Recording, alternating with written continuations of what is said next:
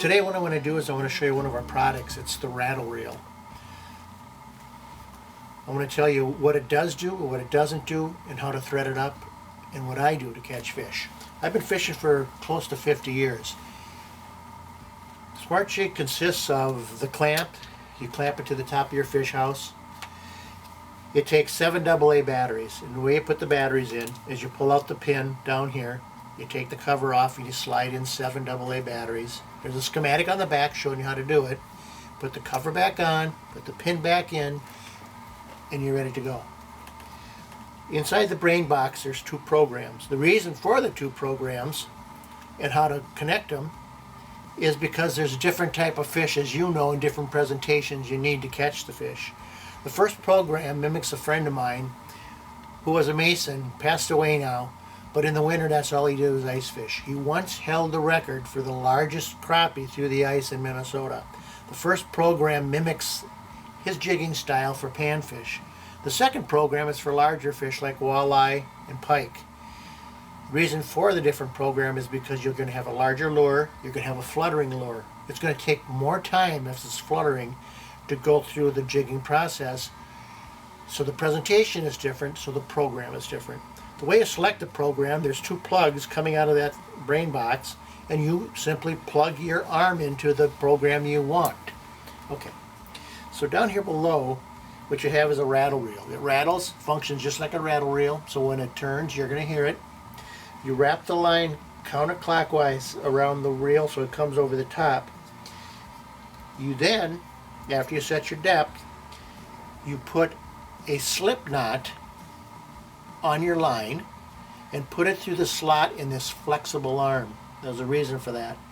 Then you go through the eye and down to your lure on the end. Now I put a slip bobber on, and I'm going to show you why. So I built into this what I know fishermen want and how to catch the fish. I want no tension on the line.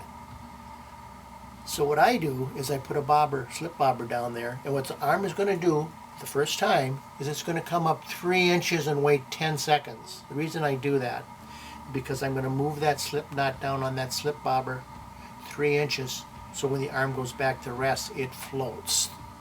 Well, the reason I want it to float is because I want that fish to come up and I want it to take it. I want it to pull it down 2 inches, an inch. I want it to nibble on it. I want to see it before it feels any tension. It gives me time to put my rod down, go over, and get ready to play that fish. Okay, so it comes up, sits 10 seconds, and then it goes into the jigging style. And I'm going to demonstrate that for you right now. So all you do is turn it on. The arm comes up that 3 inches, gives you 10 seconds, you go down, you adjust your slip bobber, and then it's going to jig.